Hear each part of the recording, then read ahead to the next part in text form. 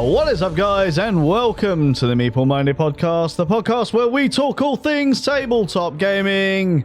My name is Jason. And I'm James. How are you doing this week, James? Not too bad. We're recording during the day. We are recording during the day. This is a rarity for We're us. recording on a Saturday. We are. Real rarity for us. Yes. Recording much later than we usually do. My fault. My bad. Been very busy this week, which has been kind of sucky because games have suffered this week as a result. But we did still manage to get our Wednesday night game session in, didn't we? We did. And that was good fun. We'll talk about the games we played in a minute. But how have you been this week, James? Because obviously I've been incredibly busy. What about you? I've not actually been that bad this week because, I decided to take a week off from the ridiculous amount of overtime that I've been doing. So yeah, I can hear it straight away. Like I was listening back to last week's episode as I was editing it the other day. I was like, yeah, James sounds dead. Yeah. in this. So apologies to the listeners about that.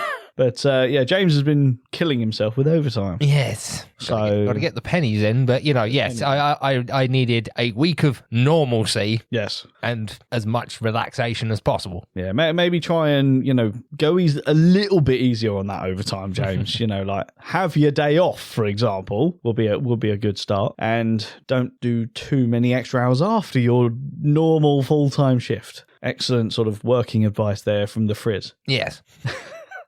From someone who can't do overtime, annoyingly. But it's been an all right week for you. It has. Good. Have you been up to much other than no? It has been a very much if I'm not working, it's just chilling at home. Yeah, very very nice. I should have one of those weeks occasionally. I mean, technically, I'm relaxing. It's very rare that I get a Saturday. Yes. Let alone a Saturday and a Sunday, which I have this week. Real rarity, and I'm taking advantage of that by actually recording today as opposed to in the evening earlier on in the week. And I'm going to be doing the editing this weekend as well. So that's pretty new for me. Usually I do that quite late on a Sunday evening. But yeah, there you go. Little peek behind the curtain of the Meeple Minded there of how we do stuff. But that's right now, James. Let's talk about last year. Because we played a game this time last year and we talked about Azul's Summer Pavilion. Oh. Yes. Now, I think we might have spoiled our views on this because we talked about stained glass about 3 weeks ago, I think it was. Yep. But for those that maybe didn't listen, why not? And second of all, what are your views on Summer Pavilion 1 year on, James? Probably broadly the same as what was in the episode, which is I prefer it to base game Azul, but it is of the three, not including Queen's Garden, because we haven't played, or I haven't played that one yet, and we haven't done an episode on it. Of the three, it's second place. Stained glass will always be number one. Yeah. I think this time last year, if memory serves correctly, Summer Pavilion was actually your number one, but it was a very, very close competition. And I think, as we said a few weeks ago, stained glass has now surpassed it and cemented itself. Yeah. Nice. I mean, I'm still very similar. I do like Summer Pavilion, I really do. But I think when someone says, I want to play Azul, I don't really go for the original. No. Because I think the other versions are better, which then leaves me to a choice of stained glass, Summer Pavilion, or the game, Queen's Garden, which I don't actually own, and I always go for stained glass. Yep. And it's not because I dislike Summer Pavilion, because I really do like it, but out of the choice of the two, I think it comes down to ultimately I do prefer the game mechanics in stained glass, and it is more visually appealing.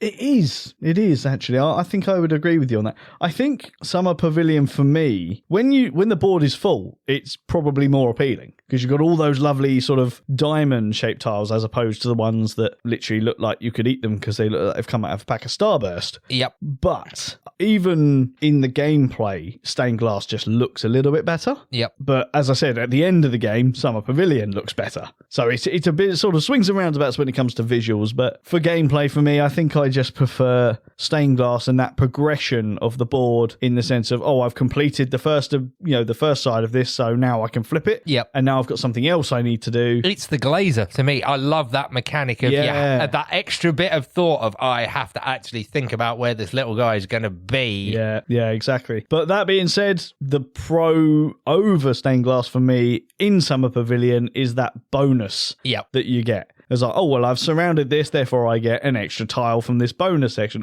I've completed this bit, which means I get 2 tiles. And, that ability to also save tiles, James. Yes. That Those two things are the things that I think Summer Pavilion has over stained glass. Yep. And now I'm starting to consider my options as to whether I do think I prefer stained glass, because I'd not really been thinking about I will double down on my thing of I do prefer stained glass. It is very close, and they both have... It's those little extra bits over the base game, which is why I would never now go for the base game. Yeah. I'm gonna double back a little bit onto what I said just now. Depending on who I'm playing with will be which one I choose. If I'm playing with, air quotes, more hardcore gamers, more thinky gamers, I'm probably going to go for Summer Pavilion, just purely because I think there's a bit more fun to be had in the competitive aspect and picking up those bonus tiles and planning for the next round over stained glass. However, if I'm playing with maybe a bit more sort of newbie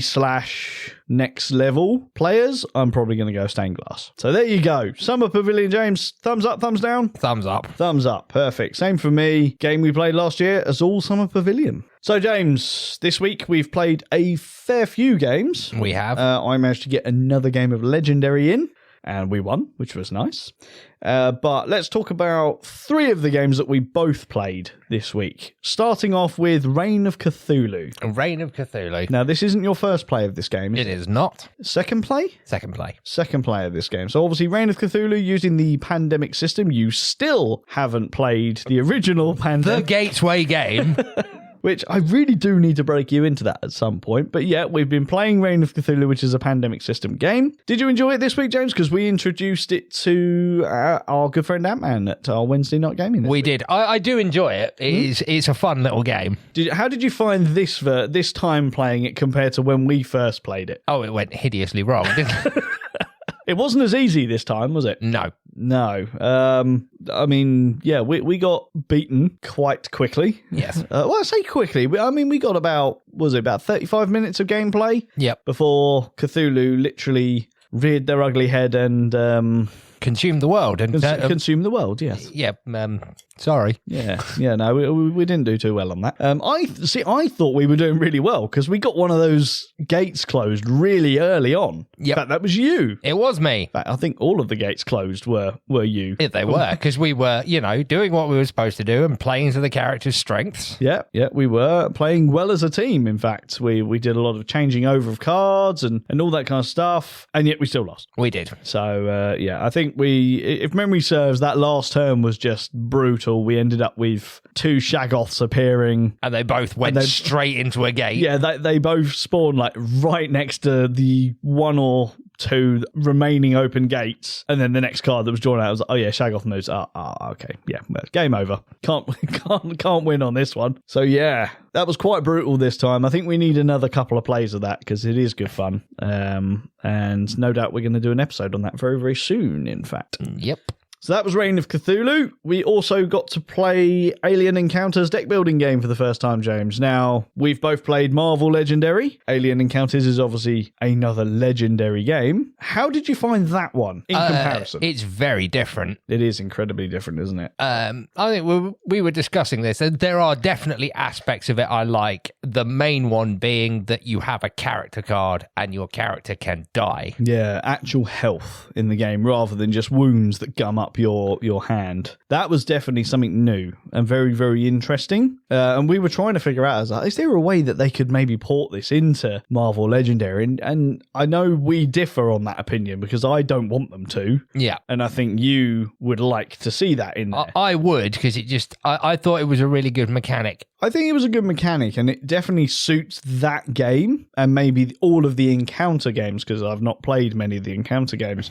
I do like the scheme. I just don't feel like it would suit the more, should we say, laid back nature of a Marvel comic. Yeah. In that sense. Whereas with Alien, you kind of always want that sort of on the edge of your seat, I'm actually going to die because this thing is going to rip me into pieces or bury itself in my chest or, hug my face. But I really liked the objectives side of things. Yeah. And that was the thing we were trying to figure out. It's like, well, how do you do that in a Marvel game? It's like, well, most Marvel things, even in the MCU, is just kind of we're fighting the baddie who's trying to take over the world. So the objective is always the same, is stop them. Whereas in something like this, you could probably have different objectives. Yeah. And also the other thing about that game, James, that I really did like, but don't see how that could even work in the traditional Marvel Legendary, is the whole drawing a villain at the start of your turn, but not revealing it. It sits down on the track and you have to use damage to scan the room to actually find out what that card is. Yep. That's really thematic. It's really and it is. I think that is very specific to Alien. Yeah.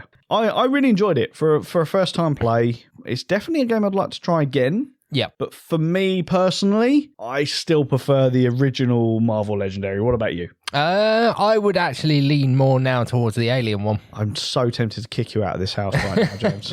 so tempted. But I can understand why. I do understand it. The third game that we played that night, James, because amazingly we managed to knock both Reign of Cthulhu and Alien Encounters out in about an hour and a half. Yep. Including setup times, which is really impressive. We decided to squeeze in a game of The Batman Who Laughs Rising. Now, was this your first play of that Rising game? So I know you've played the Marvel one. No, we've done The Batman Who Laughs Rising. Okay, yeah, I can remember if we'd played it together. How did you find that one? Oh god, it's horrible. Better than the Marvel one? Because that's your main one that you've played. That's the main one that I've played. I think the only one I haven't actually played is the Star Wars one. I haven't even played the Star Wars. You've not played the I've not played Plankton, the SpongeBob one. No, I've not played Plankton Rising either. But I've done the Harry Potter one. I've played the Marvel one, which was my introduction to it, and we've now played the Batman Who Laughs Rising. Out of the three I've played, I would say the Marvel one is the most coherent, and I think it works the best, in air quotes. Okay. The Batman one is insanely difficult. Yeah. I mean, for me, the Marvel one is obviously the very first one in the series. Yeah. With Harry Potter coming in second. I actually preferred the way the Harry Potter one worked, but I preferred the theme of the Marvel one. Then, of course, it was the Batman Who Laughs Rising. Now, I love this. Like, the components in this one are far superior to any of its predecessors. I can't speak for the Star Wars one because I haven't played that. But yeah, even the Plankton one, which definitely came after the Batman, I don't think the components are as good. So component-wise, Batman is better. I preferred the combat system, shall we say, in the Batman Who Laughs Rising, because you're actually attacking the Batman Who Laughs. Yeah. As opposed to the Marvel one where it's like, no, I just have to defeat his minions and then somehow Thanos is dead or buggers off somewhere. Yeah. And we win. But yeah, in this one, you actually have to defeat the Batman Who Laughs. Again, it's until Endgame, I would say that's more thematic because it's based on Infinity War, isn't it? Which, if you think about that film, it's like most of it, apart from Iron Man and Doctor Strange, it was dealing with the minions. Yeah. Yeah, this is very, very true. And Thanos is more in the background, just snapping his fingers. Yeah.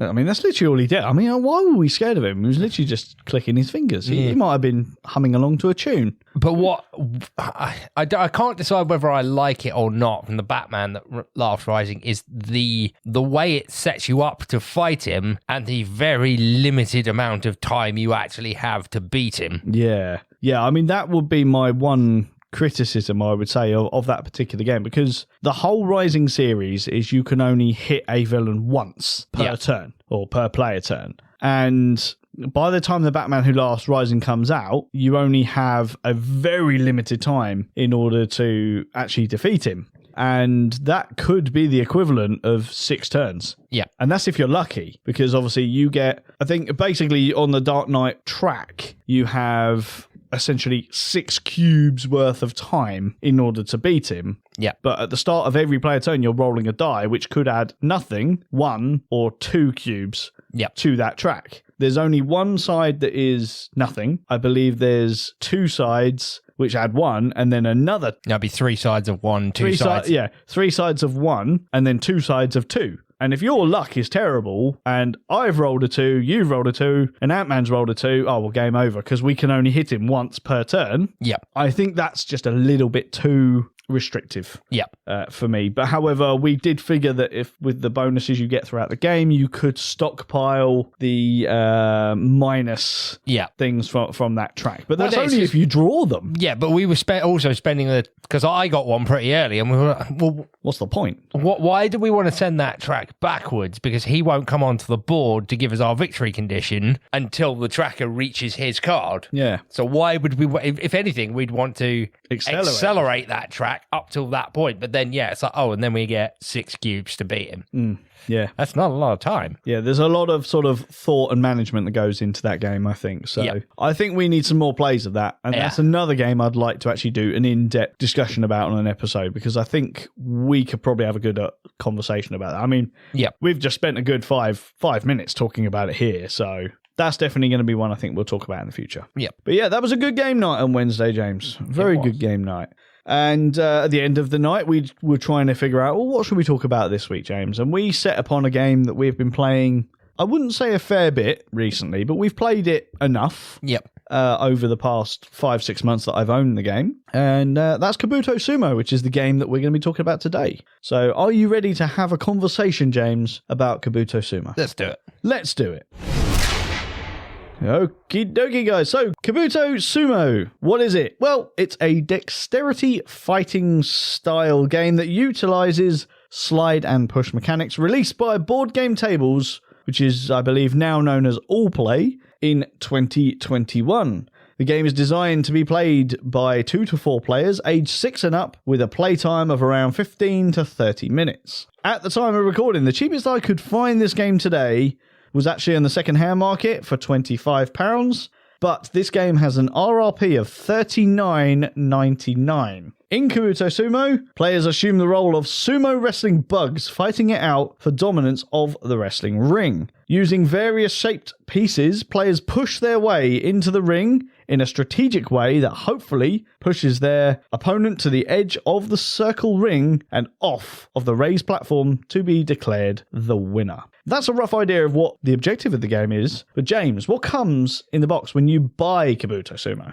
Okay, Jason. Contained within the box, you get 1 sumo ring, 1 pushing platform, 5 large discs, 15 medium discs, 20 small discs, 4 wrestler pieces, 4 wrestler reference tokens, 8 signature move pieces, 8 wrestler cards, and 5 junior league cards. Okie dokie. So, there's a fair few components in there, and I mean, we're going to start off by talking about the components, because really, what comes in this box is actually pretty good quality, isn't it? It is. Starting with the cardboard punch-out bit, shall we say, which actually are how you build your wrestling ring, your raised wrestling ring, and the platform that you push your pieces off of. They are pretty damn good, I will say that. The thickness of the actual wrestling ring itself is, I mean, that's got to be, 3-4 mil thick of the punch board there, plus the supporting part is another couple of mil of punch board, which makes a nice standing board. So that's pretty good. That definitely feels like it will stand up to the test of time. It's all sort of tight fit, so being very careful constructing it, I would say, is something you have to do. But for you, James, is that, what's the quality like on that? It's, I think you've summed it up perfectly there, mate. It's sturdy and it does what it needs to do, and it's got quite nice artwork on it as well. Yeah. And obviously, for the record here, we're not talking about pro wrestling. This is based on sumo wrestling, obviously, Kabuto Sumo. So yeah, a nice circular board that you'll have all of your wooden pieces on. And that's the next thing to mention here, James, is all the pieces that go on this board are wooden. Yeah. And they're quite nice sort of Meeple grade pieces. Various different shapes. You've got circular shapes, there's special character shapes, shall we say, which are all different sizes. Yeah, different sizes, different shapes. I mean, we've got I believe this is a Kickstarter version here that I've got, which also has an expansion in it, but we're not going to talk about that expansion. But, I mean, would you say the special character pieces, James, are they different enough to really warrant being different? Oh, yeah, and when it actually comes to the gameplay, yeah, because they're all... I think it also helps you pick your character, because each one gets a unique piece, and they are vastly different shapes and sizes. Yeah. I mean, we've got like a couple of the characters here. I mean, this is the other thing. We've said that this is a sumo wrestling thing. However, some of these names here, James, Yes. ring true of old sort of WWF era pro wrestlers. Like we have the Pebble here, which resembles the Rock, shall we say, which comes with a wrestling ring style belt. Yeah, and his special is called the Insects Champion. Oh, well, there you go. The Insects Champion. I mean, it couldn't be, but although I do have a bit of a sort of mark out moment for this, because it's clearly The Rock, yet the catchphrase they've used is "Can you dig it?" which is Booker T. Yep. Not The Rock. But let's not dwell on that too much. The game we played just a few minutes ago, you played as Cactus Jack. Yep. I believe is they're called. So obviously Mick Foley, Cactus Jack. There's the Great Metamorphosis, which is pictured as having a lot of green mist, which for those of WCW era liking, that's clearly a play on the Great Muta, as well as some others here, because it comes with 8 different wrestlers. We're not going to go through all of them, but they all come with different pieces. You've got The Rock, which comes with like a little mini wrestling belt. You've got Apollo. I'm going to get this one completely messed up, but Ampolo del Diablo, which is very Mexican looking, comes with what can only be described as like a lozenge. So that's not the best, but I like the Mighty Jaw Mike's one because that comes with a set of pincers. Yeah. I really like that. Cactus Jack comes with a cactus style shape. So very, very different shapes there, James. Yeah. How do you think they help you within the game? Well, there are requirements to actually get the special pieces, but they are, compared to the discs, which come in basically small, medium or large, and they are all circular, it's the odd shape that gives it that makes it. I mean, like you said, the jaw one, not so good if you lined up with a small, because the small will go straight in the middle, but the medium and larges don't actually fit into the jaws. So for a pushing game, it's pretty good. Yeah, because that's going to give you a huge air gap and more room to push it onto the board. Yeah. And again, the special ability with that one I quite liked, because if you, at the end of the turn, there's something that's either in the jaw or touching those jaws, you can pay your opponent a single piece and you get to claim whatever it is inside the jaws. Yeah. I happen to think that this one is the most overpowered special in the game, mainly because if you get it to a large or a small, it's so much easier to push it in a straight line than it is any of the other pieces. Yeah, because obviously circular pieces are pushing against circular pieces. They tend to go whichever way they so wish. And that is one of the key things, I think, about this game, James. It is actually quite challenging, because that's the deal, isn't it? You've got that small sort of circular board and all these pieces scattered about the boards, and then your 2 player pieces, and you're trying to get the opponent's player piece off the board, which is how you win. The only other way to win is to have your opponent run out of pieces, which we've just played a best of 3 game. And I think in one game, the very first game we played, I was out after turn, 4? Yep. Because I didn't manage to knock any pieces off to replenish my inventory, my supply. So I lost through that. The second game, I believe I won because I managed to push you to having no pieces left. with your character who has the if you end your turn touching my player, I have to give you a piece. So you taxed me. I was taxing you pieces, so I taxed you to oblivion, just like the real tax man. Yep. And you lost through that one. And then the final deciding round, James, I managed to just about push you out, but it was through your own mistake. Yep. Where you pushed yourself to the edge, which enabled you to get your character's ability of getting the cactus-shaped piece. Yep. But of course, that was too late, because it then made it very easy for me just to nudge you off the end. So, again, 3 quite different rounds, because that third round was really, I wouldn't say intense, but it was good fun. It was good fun, mainly because I thought I was going to lose it by my second push, because you start with 3 pieces, 2 small and a medium, and I was down to my last push, and it's like, I'm going to lose by default because I haven't knocked anything off the board. Yeah. Yeah, but then that last piece that you had and you pushed on the board, you managed to knock off quite a few pieces, which then put you straight back in the game. Yep, and then you did your special to get your jaws on the board, which you have to pay me 3 small pieces. Exactly. Yeah, that worked out quite nicely, and we played as quite a few different characters over the time that we've played this game, and they've all had their niceties. I would definitely say some are more overpowered than others. Yep. Within the game. The other thing, James, I would like to talk about is we've played this at both 2, 3, and 4 players. Yep. Where does this game sit for you in what is the ideal level to play this at? 3 and 4. 3 and 4? Okay. See, for me, this game is best played at 3. And the reason I'm saying not 3 and 4 is because at 4 players, it becomes a tag team game. And I'm not so sure I'm as into that. Whereas at least in a 3-player game, it's still all against all. Yeah. And yeah, I kind of... In a 4-player game, because it's a tag team game and you still only have to push out one opponent out of the ring, it's far easier just to gang up on one person. Yeah. At which point that one person has got no chance, really. I know that's officially what the rules say, is if you play 4-player, you have to do it 2 versus 2. I mean, there's absolutely no reason that you can't still do it all against all. Yeah. I would probably have said that would be a better way of doing it, personally. Yeah. But, yeah, going by the rules, it is 3-player is all v all, 2-player is obviously 1v1, and 4-player is 2 teams of 2. So yeah, for me, 3 players is definitely where this sits as the best. 2 players is fun. Yeah. I think it's more fun depending on who the people are. But yeah, pros and cons really for the gameplay on this, James. Where do you stand? Oh, well, it's a very simple system. Push your opponent off the board.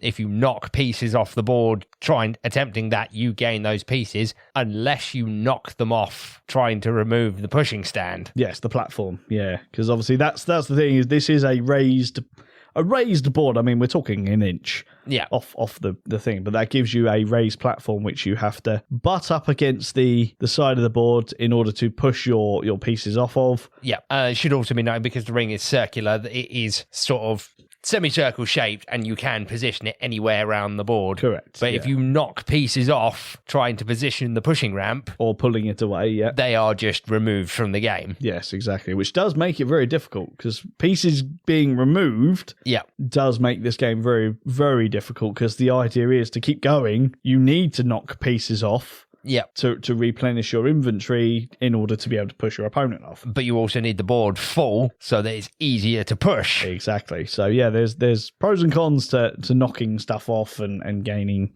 bits and bobs throughout the game. And the challenging part though, James, is when special pieces are on the board. So let's say your cactus is on the board. Yeah. I could knock that off, but I don't get it. It goes straight back to you, which actually could hinder me. Yes, because so I need to be really careful not to basically give you that. That special move is once the piece is on the board, you can't do it again. Yeah. Yeah, exactly. Until the piece comes back. Yeah. I believe there are some pieces in the game that if it does come off the board, it comes out of play. But most it will tell you on the card whether it sticks with you or not. Some come straight back into your supply. Some you have to do the buy cost again. So it goes to one side and you have to sort of, I don't know, pay 2 small pieces to put it back. Yeah. Or like you were saying with the Cactus Jacked one, I have to be on the edge of the board to claim it. So if I'd done that, played it onto the board and say Jason knocked it off, I have to wait till I'm on the ring edge again before I can, now I can claim that and put it back on. Yeah, exactly. But I think it's what makes the characters so very different is those special pieces and how different, because they are, like we've said multiple times, they're all different shapes and sizes, which lends them to better things. Like I'm holding 2 of them here. One is almost kite shaped and one is the cactus piece, which is very long and thin. So the diamond or the kite shaped is better for, I would say, for knocking lots of pieces off. Yeah. And replenishing your supply if you want to get a lot of pieces. But the cactus one is great for targeting the actual player because it's very long and thin. Yeah, so it's got to go pointy as well. And go straight into the board. So it's right, I'm going to line that up with your player piece and shove you halfway across the board. Yeah. I mean, the other thing is obviously play style in this is you are using one finger and you are pushing in a straight line. Yeah. You can't put your finger on it and then sort of swirl the piece as you're putting it on the board, for example. So that's definitely something to take into account when playing the game. Is you can't, don't cheat. It's one finger and push it onto the board until it clears the edge of that mounting platform. So gameplay for me, it is fun. It does have an element of fun to this game. I as always, I've done my pros and cons list for the entire game, and I'll start running through them. Pros here. The production on this game is fantastic. Yeah. Very, very, very good. The gameplay is incredibly easy and fun to play. It doesn't take a long time to play it. It doesn't take a long time to set up. Some of the setups can be a bit, because obviously depending on the player count, the setup is different, and it is shown to you in a visual picture in the rules sheet, which we really should talk about, because the rules sheet is really good, very, very easy to read. Because how difficult can it be to say, set up the board like this and you get these amount of pieces to start with, you put the thing here and you push. First one to push their opponent off wins. Age 6 and up. I agree with that in principle. Definitely anyone in the age of 6 can play this game. Whether they will understand the rules of the game, i.e. push your opponent off, without going too crazy, like being very vicious with pushing on the piece and then actually ended up halfway across the board. That I'm not so sure a 6-year-old will be able to grasp. What about you? Yeah, I would say the same thing. Is I always feel like this with dexterity games is you need the dexterity to play them. Yeah. I was actually quite surprised when you agreed to play this, James, because I know that you're not a fan of dexterity games, are you? I would say there are subcategories when it comes to dexterity games. The dexterity games that I suck at, I've always referred to as reaction games. Oh, so like Cobra Paw. Yeah, things like that, where it is... Or in its most basic incarnation, Snap, where it is claim. I class those as reaction games. Yeah. No, I can understand that. I mean, I'm not the best at those. When it comes to like Cobra Pro, I have to adopt violence in order to be any good at that game, because it scares people into wanting to claim something. Okay, this we're verging onto almost a topical here, but I wouldn't actually, in the sense of it, class those as dexterity games. Dexterity games to me are games like Kabuto Sumo, because it is about control, pushing that piece onto the board, using your actual dexterity. Whereas that you've said Cobra Paw, it's a speed game. It's reaction. So maybe that is a topical we can do at some point, is what really defines dexterity and what are our personal opinions on that. But have you got any pros specifically that you want to talk about in the game? Simplicity of this game. It really speaks. And like you said, it is fun. It's very much, in my opinion, a warm-up game. Or I think the only thing that stops this actually being what I would class as a good party game is its player count limit. Yeah. But it is the kind of game that you might want to break out at something like a party, which isn't a traditional party game. It's like, let's play the little finger wrestling game. No, that's fair. I mean, I can understand that. As a family game, James, how do you feel about it? Because obviously your nephews are getting to an age now. Is this a game that when they hit 6, you would say? Yeah, I would. I mean, theme-wise, they probably wouldn't get it. I mean, that's the other thing. I know this is very specific to you and me, but we can look at those cards and go, that's funny. Yeah. I mean, we're both previous wrestling fans of that era, people of our age who didn't know the Attitude Era and stuff like that. But it's interesting that they've used that kind of theme when it comes to the characters. Yeah. But it is actually a sumo game. It's nothing about this game is to do with pro wrestling. This would be quite hard to do as more, pro wrestling game with having to, how would you pin a wooden piece or, flip them over the top rope? It's like, sumo makes sense, but you need the recognition worldwide.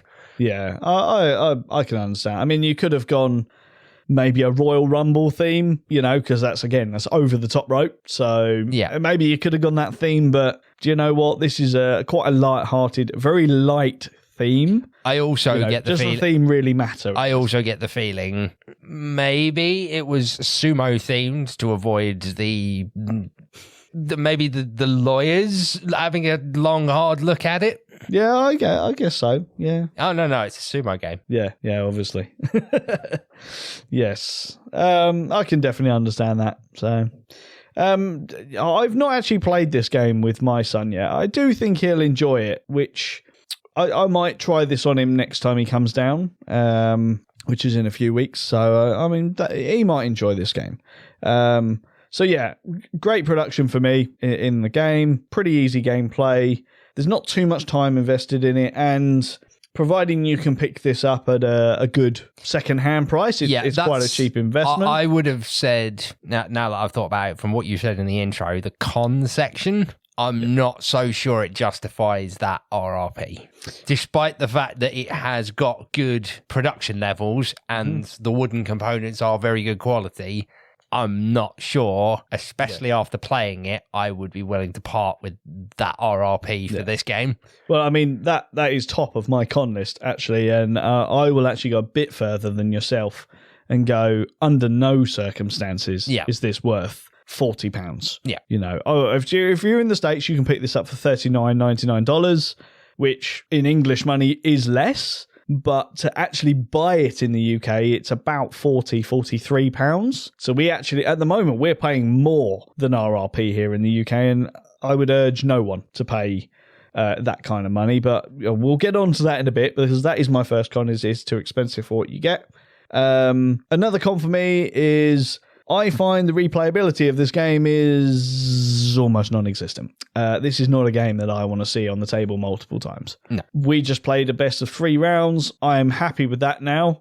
I will be okay if we don't play this game for another couple of months. You know, it's good fun for the half an hour or so that we played before we went live today. That's the main reason why I cemented it. It's definitely in the warm-up game. We need a reasonably quick game to kick things off. Yeah, it's not bad at that, but this isn't one that I would take to a game night regularly as a potential warm-up game. You know, for example, just looking around my shelf, if I was looking at my shelf and going, right, we're about to go to a game night, I know we're playing Starship Captains, and we're also playing Ark Nova. We need a warm-up game for both of those. This is probably not going to be a game that will make it in the game bag. I might choose something like Go Nuts for Donuts. I might choose Reign of Cthulhu. You know, it's a half-hour, 45-minute game. Acropolis, I'm going to choose that over this. And Acropolis is half the price. Yeah. So, yeah, for me, it is a warm-up game once every couple of months. Another con, not everyone likes dexterity games, and this is a dexterity game at its core. There is definitely a requirement of dexterity in this. So that actually alienates a fair few amount of people from being able to play the game. You know, if you don't have full dexterity of your body parts, you're kind of going to suck at this game, you know, and that's not me being nasty. Yeah. It's just the way this game works and requirements, you will suck at this game. Well, yeah, if you don't have, dexterity. Yeah, there's no other way of putting it, is there? Yeah, really? But this is looping back around into what I was saying. This is what I class as a dexterity game. This is all about, you got to put one finger on that piece and control where it goes. Yeah, exactly. Another con for me is, by design, this game is decidedly mean. Yeah. It's very mean-spirited, but it's what the game is meant to be. And I know from a lot of players that we've introduced new games to recently, people are pulling more away from the mean-spirited games. And as I said, by design, this game is mean. The idea is to eliminate your opponent. If you're in a triple threat match and you want to go right till the end, do it as an elimination. But someone's going to get eliminated and then be sat around twiddling their thumbs. Yep. Which is not ideal, really, for a game night. So, yeah, minimal replay value. Not everyone likes dexterity games. It's expensive if you're buying it at the full RRP. Not a game that I would put on the table very often.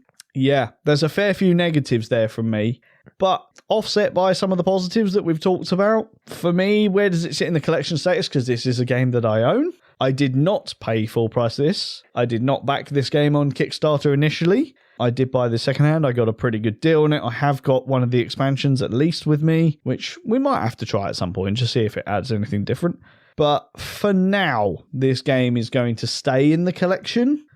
But I was looking the other day at how many Kickstarters I've got being delivered in the coming months, then looking at the shelf and realising there's no space on it, and realising it's time for another Game Cull. Will this one survive the next Game Cull? I'm not sure. James, is this a game that you would ever add to your collection for, say, a family game? Because obviously, as we've said, your nephews are coming up to that age. The question I ask myself is, if you didn't own it, would I buy it? Yeah. I think if I'm completely honest with myself, the answer is no. Okay. Is there a particular reason why you wouldn't? I just don't think it's worth what there are. It's price point. Yeah. What would you... Okay, so it is probably a good thing, and we can ask each other this question. Where do you think the value is at this? What is that price that you would say is worth it?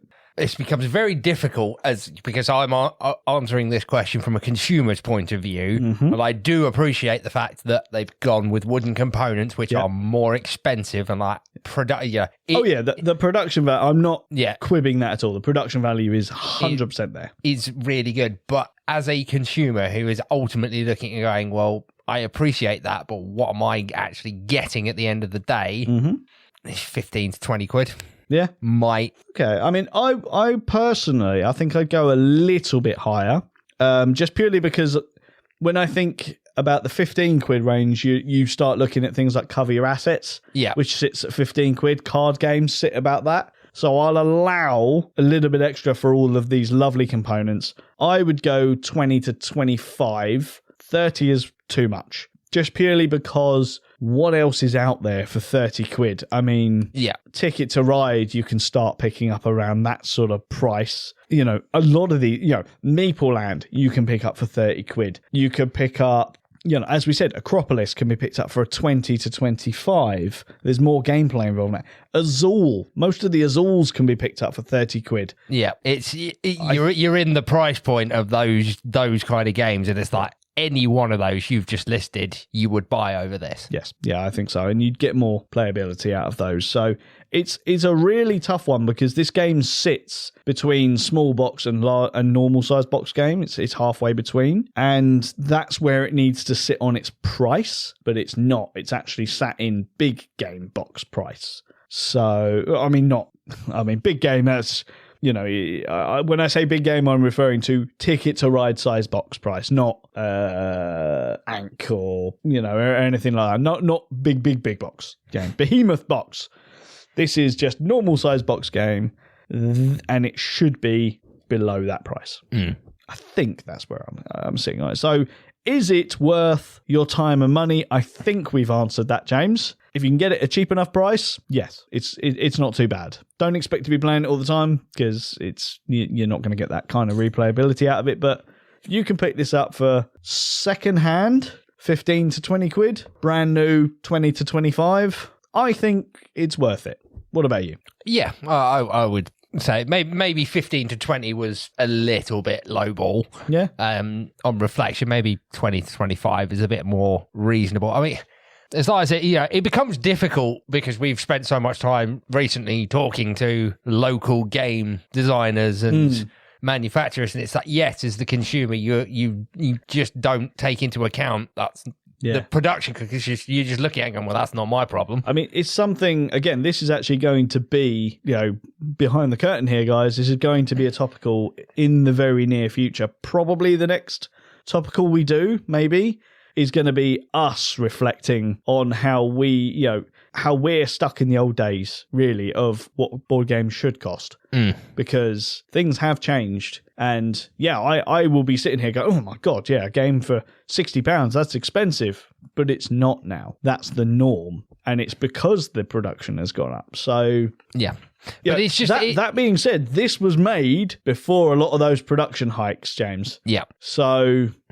I don't think that actually affected the price. Yeah, it's just one of those things that the average consumer just doesn't take into account, is it? Because it's like, that's the company's problem. I'm looking at this, it's my hard-earned money, and do I think it's worth it? Yeah, exactly. I think, as I said, we've both said get it at the right price. It's worth it. If you can't get it for that lower price, don't. Yeah, don't. I think you can get better for your money. So there you go. That is Kabuto Sumo from BoardGameTables.com, or what will now be known as Allplay. Yeah, pretty good chat there, James. And the question is, James, it's all still out on the table. Are we going to play this again when we turn this microphone off? It's a risk, let's be honest. Yeah.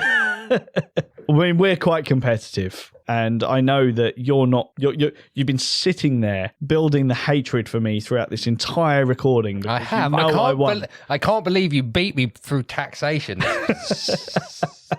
That I'm going to say it now. Such a scummy way to win. Considering that's one of the objectives is to push your opponent out. I do feel that is a dirty character, because you are, for the most part, going to be pushed up against your opponent. Yeah, I see. I'm not know nothing about sumo wrestling, but that very much strikes me thematically as more of a pro wrestling submission victory. Yeah, it is kind of. Yeah, I don't know if sumo wrestling actually has submission victory, or if it is push them out of the ring. It's pushed them out of the ring. Yeah.